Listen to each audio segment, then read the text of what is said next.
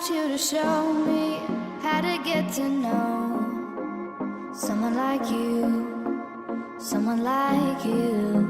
I want you to know me, 'cause I know then you'll see. Bonjour à vous, bienvenue dans une nouvelle vidéo. Dans cette vidéo-là, je vous explique, non, je vous donne entre guillemets des petits conseils et je vous donne ma version des choses sur ce qui a changé, ce qui va changer, ce qui va se passer quand vous allez être maman, quand vous allez avoir un bébé.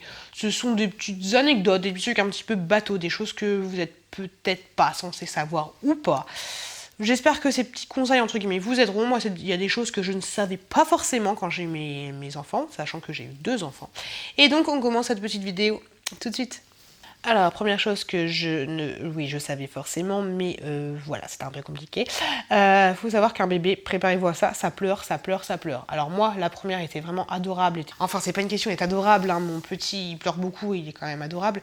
Mais voilà, sachez que les pleurs de bébé, c'est le seul moyen pour lui de communiquer avec vous, de vous faire comprendre des choses, même si le langage est un petit peu compliqué. Mais voilà, vous dire qu'il a faim, qu'il a envie d'être dans les bras, vous dire que sa couche est sale, qu'il a envie de voir autre chose que le plafond. Voilà, donc c'est normal qu'un bébé pleure. Donc voilà, c'est normal qu'à un moment, on se sente désemparé parce qu'on ne sait pas pourquoi il pleure, on n'arrive pas à communiquer. Peut-être qu'il va pleurer alors qu'il est changé, qu'il a mangé, qu'il est bien, qu'il s'est promené. Voilà, il va pleurer, il va pleurer, il va pleurer. Et donc attendez-vous à ça. Et attendez-vous aussi peut-être à être désemparé par les pleurs du bébé. Si vous vous sentez débordé, si vous en pouvez plus des pleurs du bébé, n'hésitez pas à prendre une pause, à aller prendre l'air, à aller fumer une clope, à aller boire une bière, sauf si vous allaitez. Mais, enfin, ne vous bourrez pas la gueule non plus, hein, mais n'hésitez pas à sortir, à demander à quelqu'un de prendre le relais parce que voilà, un geste déplacé est vite arrivé. Et voilà, un bébé ça pleure, c'est comme ça pleure. Après, il est là, il a rien demandé à personne, hein, c'est vous qui l'avez voulu. Mais voilà, ça pleure, ça pleure, ça pleure. Donc préparez-vous à ça. Tous les bébés ne pleurent pas 24/24. Mais voilà, c'est possible.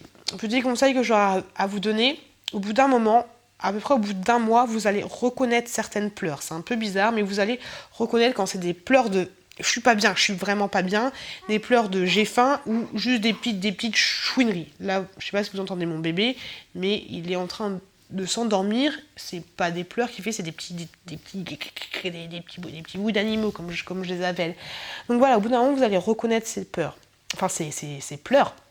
Donc ne vous précipitez pas tout le temps dès que vous entendez votre enfant chouiner, parce que justement vous allez reconnaître ses peurs. Après, il faut faire la part des choses, il faut aussi que votre bébé apprenne à se calmer tout seul. Il y en a qui arrivent plus rapidement que d'autres.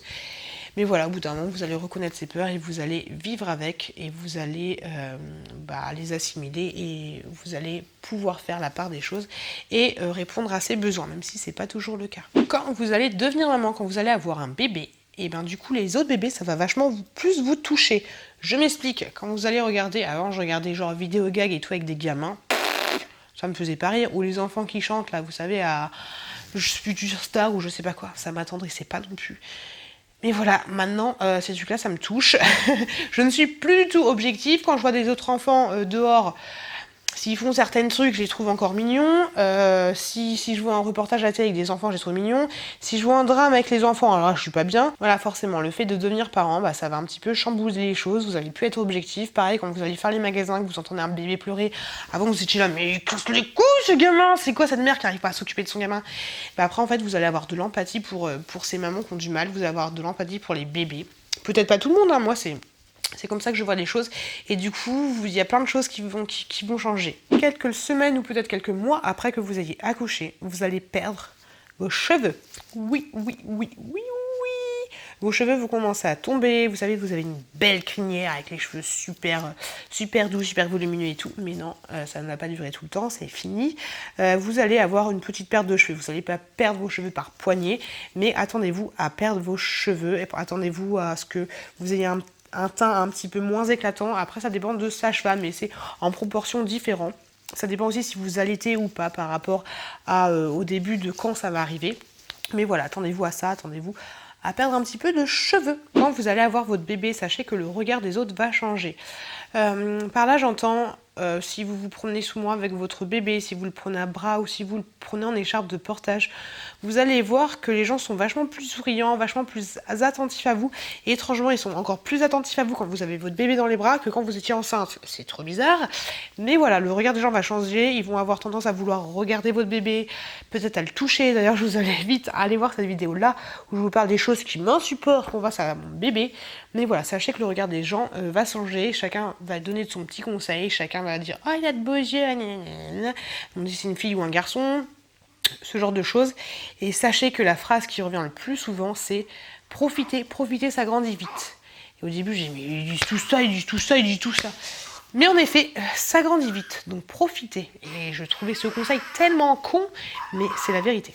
Attendez-vous à ce que votre bébé vous fasse pipi dessus, ou vous fasse caca dessus, ou vous vomisse dessous. C'est pas pour rien que j'ai mes cheveux ici, parce que j'ai une grosse trace de vomi tout juste là. Voilà, attendez-vous à ça. Si c'est un bébé, faites attention, essayez d'avoir des précautions, mais c'est pas toujours évident, parce que la quéquette, ça part très très vite. Si c'est une fille, ça part très vite aussi. Vous la prenez dans vos bras et d'un coup, vous êtes trempé et vous demandez quoi. Les relents, les vomissements, vous allez en avoir partout. Des fois, on arrivait à me suivre à la trace avec le lait. Si vous allaitez, vous allez avoir des petites gouttes par-ci par-là dans votre maison, ça c'est clair et net, parce que quand vous commencez à allaiter, vous donnez le sein d'un côté, il y a l'autre sein qui coule. Enfin voilà, préparez-vous à avoir du liquide sur vous qui n'est pas forcément approprié et quelque chose que vous n'avez pas envie d'avoir. Liquide ou autre substance un peu dégueulasse. Votre bébé, ne vous inquiétez pas si son os du crâne, enfin si son crâne est tout mou. Moi j'avais touché mais vraiment tout doucement, c'est hyper fragile. Je vous mettrai une photo juste là parce que pour ma première en fait j'avais touché son crâne et il me paraissait pas vraiment ouvert et pour mon deuxième il me paraissait juste énorme. L'ouverture, j'ai demandé à mon mec mais c'est normal. Il m'a dit mais t'as fait tomber le bébé? J'ai fait mais non, j'ai pas fait tomber le bébé. Et ensuite je me suis renseignée sur la fontanelle, hein. Je savais que le crâne n'était pas complètement fermé, mais je savais pas que c'était aussi gros.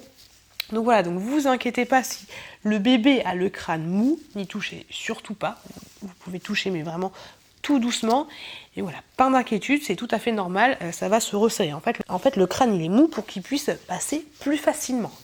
Vous avez compris. Préparez-vous à transpirer. Et je ne dis pas ça parce que votre bébé ne va pas faire ses nuits, qu'il va vous casser les oreilles toute la nuit et toute la journée. Je dis ça parce que avec la chute d'hormones, vous allez énormément transpirer. Alors je ne sais pas si c'est dû à l'allaitement ou pas à l'allaitement, je préfère le mettre dans cette catégorie-là.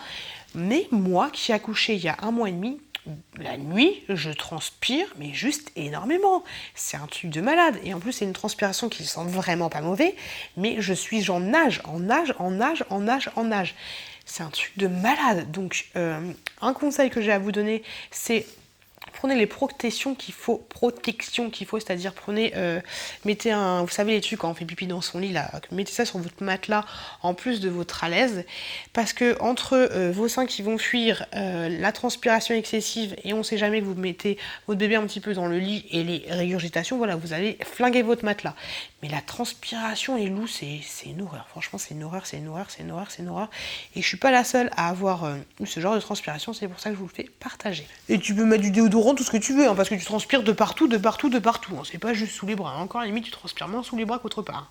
Quand tu vas voir un bébé, tu vas entendre des bébés fantômes. Et j'entends par là que des fois tu vas être dehors, tu vas faire une pause, ou tu vas faire ton jardin, ou tu vas faire ce que tu veux. Le bébé à ce moment-là il sera en train de dormir tranquillement, enfin tu l'auras laissé tranquillement dans son lit, tu auras ton babyphone avec toi et tout, mais tu entendras bébé pleurer. Voilà, tu entendras bébé pleurer. Et voilà, tu entendras des bébés fantômes, des pleurs de bébés fantômes, c'est un truc de malade. Moi ça me fait souvent ça, et du coup je me dépêche de regarder le babyphone, et en fait le bébé il est comme ça. Il dort tranquillement. Donc voilà, bébé fantôme. Et aussi quand tu vas entendre un bébé pleurer au tout début où tu te souviens plus des pleurs de ton bébé, enfin tu les as pas encore assimilés, tu vas entendre un bébé pleurer, tu vas croire que c'est le tien.